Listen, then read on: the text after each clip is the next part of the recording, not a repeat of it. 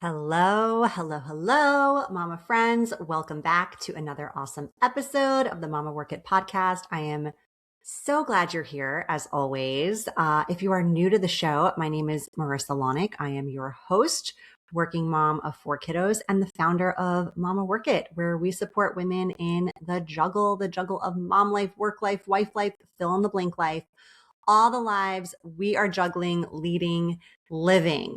So I'm excited today because I want to talk about something I lovingly refer to as comparisonitis. Okay. Comparisonitis affects a lot of us, myself included.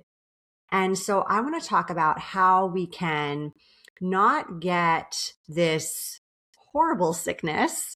But if we do catch it, how we can stop it, how we can heal it, how we can basically stop comparing our journey as moms, as working moms, as women, as human beings to others, and how we can just step in and live with full purpose and just be really pleased and content and happy with where we're at.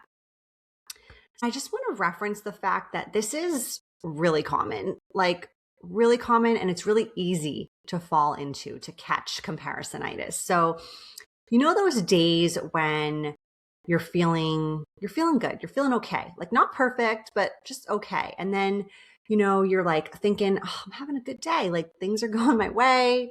Maybe there's no tantrums and it's 7:30 a.m. or whatever it is. And then you open up Instagram and you see someone's highlight reel, and suddenly your good day starts to feel not so good. It starts to feel insufficient. It starts to feel not at the level of where it could be because you're seeing this highlight reel.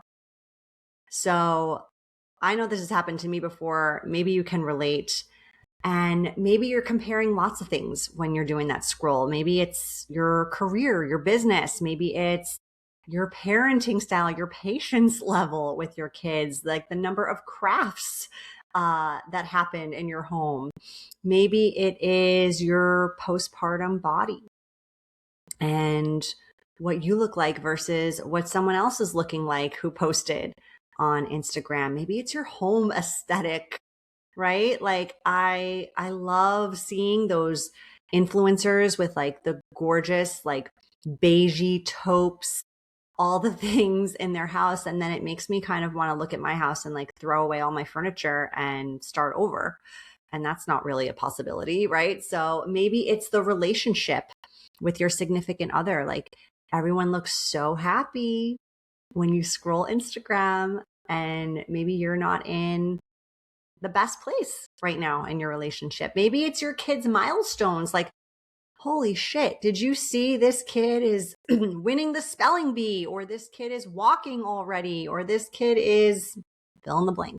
And you're wondering why your kids aren't meeting those milestones. So whatever it is, comparison, it creeps in and it steals your joy. It steals your happiness. But good news, if you're listening to today's episode, you can unlearn comparison. You can build habits, mindsets to really protect your peace, to refocus your energy, to help you honor your pace, your story, your season, just your moment of where you're at.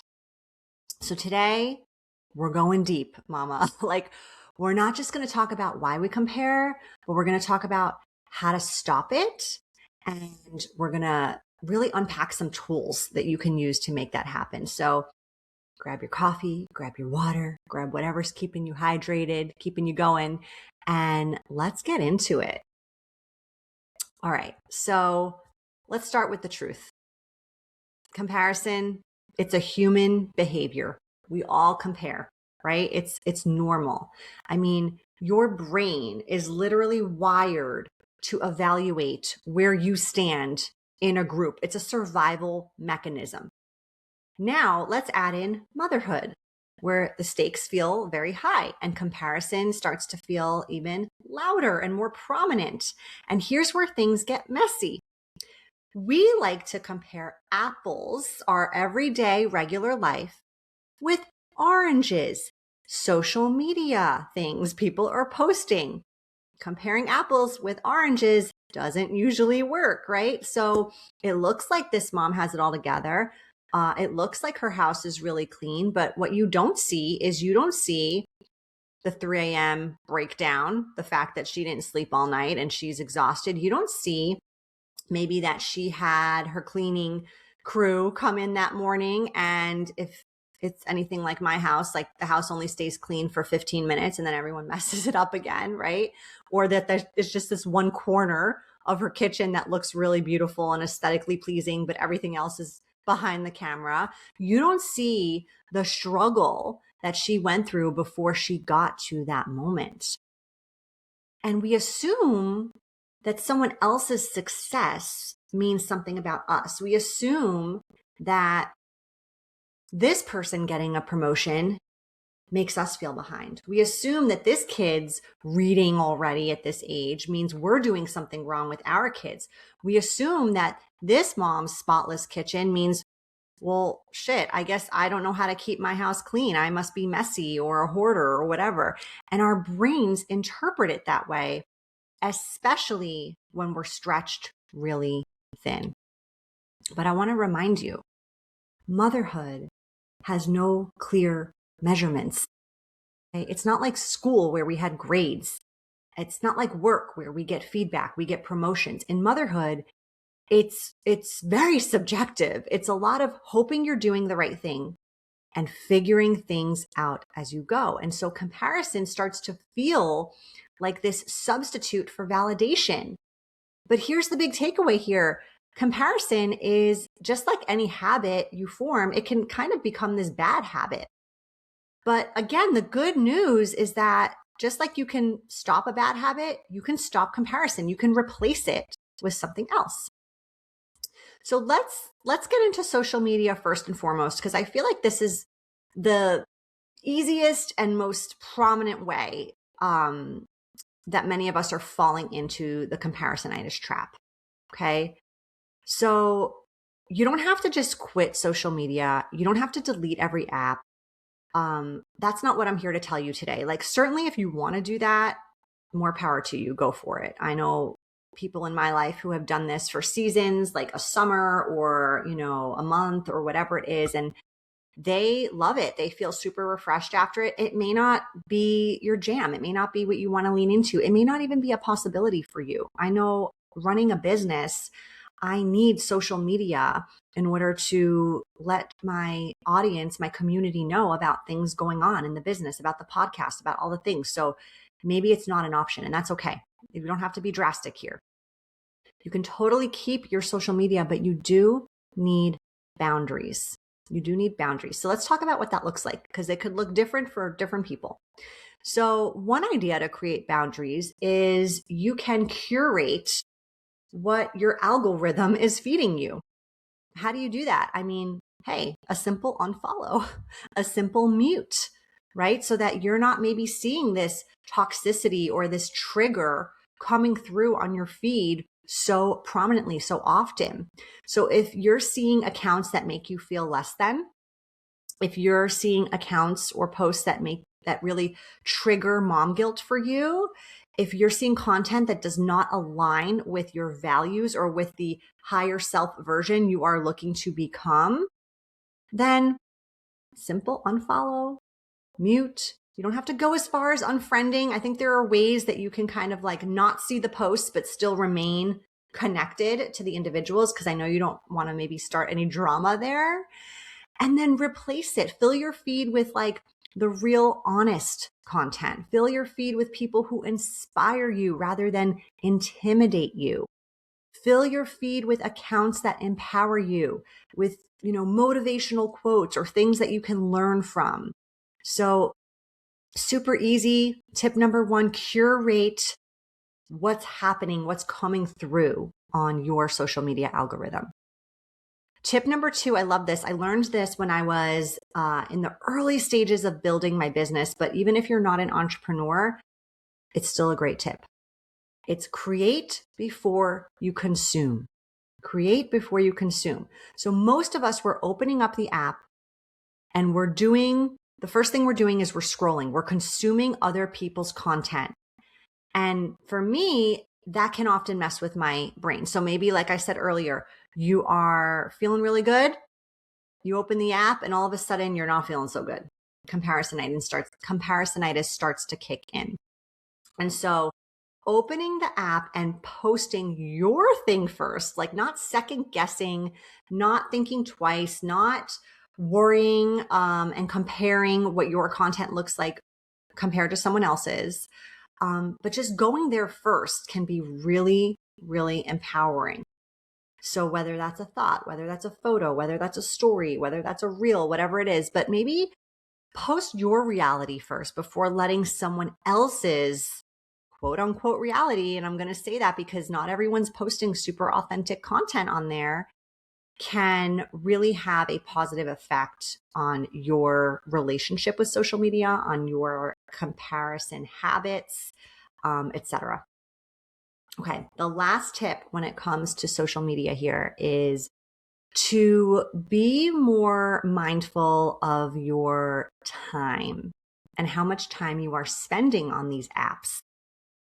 So you know me, I'm big with time management, productivity. So what can you do to maybe limit the amount of time you are dedicating right now to social media? Can you set a timer? Can you put something on your phone that kind of, I know there are apps that like shut it down after a certain amount of time per day, or just really be intentional about the time that you're allowed to scroll and not just mindlessly picking up your phone all the time to scroll. And here's the thing, I've given this tip before and I'm going to give it again. And I've done social media cleanses, detoxes, where I've taken like a 24-hour or 48-hour break from social media. It's hard, not because it's such an addictive thing. It's hard because it's a mindless thing. Like we pick up our phone and even if we don't intentionally mean to, we just open up the social apps. It's just kind of muscle memory coming into play. And so one tip I will tell you that can help with this is move the apps. Move them off your home screen, put them in a folder, make it harder to get to them so that you do actually have to exercise some thought to open them up, and you can often stop yourself in that process. Mindless scrolling is going to lead to mindless comparison. Remember that. But intentional scrolling is going to be more about mindful connection. So those are my tips to stop comparing when it comes to social media. I hope you found those helpful. Let's talk about the next thing here, and that is about honoring the season you're in. So if you're new to motherhood, you're in one season. If you've got toddlers, you're in another season. If you are a mom who's got kids in school, that's another season. If you're the room mom this year, that's one season. If you're a working mom in a very high demanding corporate role, that's a season you're in. Like these are all seasons and they all shift and change and evolve just like life does. And so one of the most powerful ways to stop comparing is to really become more aware and understanding of what season you're in. It could even be like a season during the time of year, like summer season or holiday season. Okay. So I want to let that sink in. Let that sink in. Where are you? Are you in the newborn chaos when you're not sleeping? Are you in a season of like extreme career growth? Are you in a season of healing or rebuilding?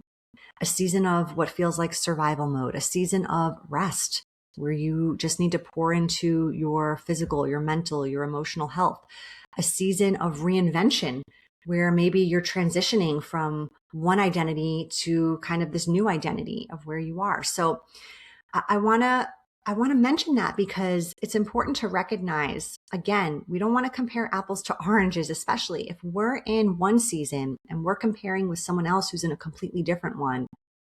It's going to be tough and it's not going to make any sense. So if you're in a season of really being in survival mode and you're comparing yourself to a mom who is in a much different place, a season of more stability right now, you're setting yourself up to lose a race that you didn't train for, you shouldn't even be signed up for. It's like, imagine comparing, a marathon runner to a sprinter, different skill sets, different energies, right? Imagine comparing, a plant that thrives in the winter to a plant that is in full bloom in the summer. I mean, just different things in different seasons are going to make those plants come to their best selves. So everyone's growing, everyone's working, right? It's just in a very different season. So ask yourself this question: what season am I in right now? What season am I in right now? Name it whatever you want. It's your season to name. Like, honor it and stop expecting yourself to be in a season you're not in. Whether that's a future season that you will be stepping into, a past season that you're done with, you've done, and just really honor the season you're in. Be present. And I know that's so much easier said than done, but even just that knowledge, that awareness can go a really long way. All right, so let's talk about a few just practical tools that can help us shift out of comparison mode. Okay, because you know me, I'm all about the action. I'm all about the practicality when stuff like this happens. Like, all right, Marissa, I get it. I compare. I do it. I scroll. I doom scroll. I do this. I do that. I need to be more aware of my season. But now what the hell do I do? Okay, well, listen up. I'm going to tell you. And I want to remind you, like, even if you're skeptical, just try it. Just try it. What's the worst that can happen? I think these tools work, but even if not everything works for you, what have you really lost if you give it a try? So tool number 1, change your mindset. I say it all the time. Mindset is responsible for up to 95% of your success, no matter what you do. And so if you are able to do a simple adjustment of your mindset when it comes to comparing, it can help you tremendously. So one idea is you can say, that's for her, this is for me. So when you feel comparison creeping in, literally, that's for her, this is for me. Immediately separate your stories. Completely different, apples to oranges, that's for her, this is for me. Nothing to do with each other. Okay, it just resets the mindset, kind of helps you step back in your lane, put your blinders on, and focus on you and your journey. Okay, tool number 2, replace comparison with curiosity. Replace comparison with curiosity. I love this one so much. So instead of asking yourself, why am I not there yet? Ask yourself, what can I learn from her journey without assuming it diminishes mine? What can I learn from this person without thinking less than of myself? So I love this too, because I often think comparison can be sort of triggering in a bad way, where we're like, oh, I could never be that. I'm so behind, whatever. Or we can use it as a inspirational tool, Like, instead of saying, well, she has this, so I can't have this, you could say, well, she has this, so can I. I mean, it's evidence, it's proof that it's possible. It's inspiring to me. What can I learn from this? What can I implement that she's doing that would help me get closer to that if that's what I want for me? So use it as inspiration, not demotivation, because curiosity and kind of having that mental space for that really opens you up. Comparison kind of shuts you down. So tool number 2, replace comparison with curiosity. Really, instead of being kind of feeling down by something you see that you want, be inspired. Be triggered in a good way. All right, tool number 3, celebrate the small wins. I say this a lot. I'm saying it again. It makes such sense when it comes to comparison. Comparison makes you minimize your progress. So even if you have come such a long way, it makes you feel like you're behind. And so counteract that by writing down your wins, by celebrating your wins, by recognizing your wins. What's one win from today? What's one moment you're proud of? What's one thing you handled well? Stay aware of your progress. It is there. I like to sometimes even just like look back on my year, my month, even my day, and think about that progress. But especially when you look more long term, like even like 5 years ago, you think about 5 years ago, you like, where were you? What did you want? What did you wish for? And how much of that have you really achieved? Because I bet when you think about that in that way, you'll surprise yourself with how far you've come. And so it's a really good reflective exercise for journaling or just kind of like if you're getting quiet with yourself to think about. But it could also be this daily habit where you really think about like, what's one win from today or even from this last hour, if you're feeling kind of defeated. All right, tool number 4 has to do with the very heavy mental load we working mamas carry. And I think that when we are in this state of carrying this heavy, heavy, overwhelming, exhausting mental load, we're sort of in this mental space where we tend to fall into comparisonitis more easily. So when we're overwhelmed, it's like our go-to escape is like we compare. So simplify the mental load. What can you do to lighten that load? Is it one less commitment? One less yes when you're asked for something or to attend something? Is it one less to do on your list that you can either delegate or delete? Is it one less pressure you're putting on yourself? So I know that I'm guilty of this. I set sometimes expectations on myself that are completely unreasonable. Like I would never expect someone else to complete or do the thing that I'm expecting of me in like the amount of time or whatever it is. So lighten your mental load, limit your mental load. I know, again, it's a lot easier said than done. Is it outsourcing something? Is it, just setting a boundary, saying no to something? Like I know it's hard, especially if you're someone who loves saying yes, but is it saying no to one thing so that you can lighten that load? Is it delegating, deleting something? Sometimes we don't think we can delete something from our to-do list, but then guess what? If we do, the world doesn't end. It's okay. Like life goes on. Or is it, again, recalibrating those expectations we have upon ourselves? All right, tip number 5. Anchor into your values. Anchor into your values. As a coach, I often give my clients a values exercise kind of early on or just when it makes sense to during our sessions. And it's such a powerful exercise because most people, if you ask them this question, they have an idea of what their values are, but they've never actually sat down and done a core values exercise and really honed in on that and kept those 3 to 5 values front and center. And that's something that we do in my program. We ensure that once we've solidified those values, they are front and center in all the decisions we're making, in our mindset, in just the way we're showing up each and every day. So first, if you haven't done a values exercise, go Google one, do one. I mean, they're everywhere, probably for free. Hone in on what your top 3 to 5 values are and keep them front and center. Like put them on a sticky note on your laptop, put them as your desktop background or your phone background or on your mirror or whatever. Like keep them front and center. And when you know your values and they are like right there in the smack in the middle of everything that you're doing, it's a lot easier to stop kind of chasing someone else's definition of success. It's a lot easier to stop comparing because you can ask yourself, well, what actually matters to me? Are these my values or are they her values? So anchoring into your values is a really good tool for stopping comparison.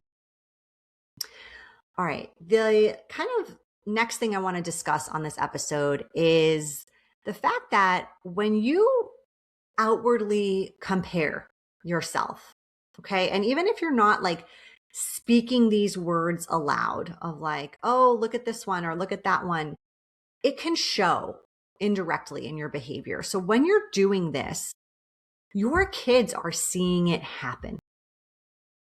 Okay. I want to remind you of this. Your kids are seeing it happen. And this is huge because your kids learn confidence from watching you. They learn how to adult in many ways from watching you adult. So if you celebrate others without tearing yourself down, amazing. If you speak kindly about your own body instead of saying, oh, look how good she looks. Not me. I still have to lose 20 pounds or whatever it is. Amazing, right? Like if you celebrate and speak kindly about your body, your daughters, your sons are going to have more body confidence. If you take pride in your work, in your pace, in all of it, guess what? It's more likely when they grow up, they're going to do the same. If you decide to lean more into gratitude and inspiration over jealousy and comparison, they are absorbing that. And it's all part of parenting, right? So they learn I can grow at my own pace. I don't have to be like everyone else. My worth isn't based on my bonus or my performance or my review. So stopping comparison, it's not just for your benefit, for your mental health, for your happiness. It's for your kids too. You're totally setting the stage for this for them. So let's do a quick recap before we wrap up for the day. So I want to remind you, if you are someone who tends to lean into comparing, it's very human. It's very normal. Most of us do, but it's also a habit that you can break, that you can minimize. So we talked about curating what's coming through on your social media, protecting your peace on social media and how to do that. We talked about honoring the season you're in and why that is so important and why that matters. We talked about mindset reframes. That's for her. This is for me. Curiosity over comparison and celebrating your wins, whether those are wins from 5 years till now or wins from today only. And really being mindful of stopping comparison, because not only is it going to elevate your experience in life, it's going to help your kids not fall into the comparisonitis trap, not catch comparisonitis as easily, hopefully, when they are older or even now as kids. So if you enjoyed today's episode, if you found it helpful, beneficial, please share it with a friend who is feeling that comparisonitis right now or who finds themselves sucked into it every time they open up their social media. Listen, we've all been there. And if you haven't already, I always love hearing your feedback, your reviews. So feel free to drop 5 stars if you think this show is amazing on whatever platform you're listening from. Let us know what you think of the show. Until next time, Mama, keep on working it. Stay anchored in your journey. And remember, no one can do it like you. Stop comparing. Your journey is valid, valuable, and uniquely yours. I'll see you next time.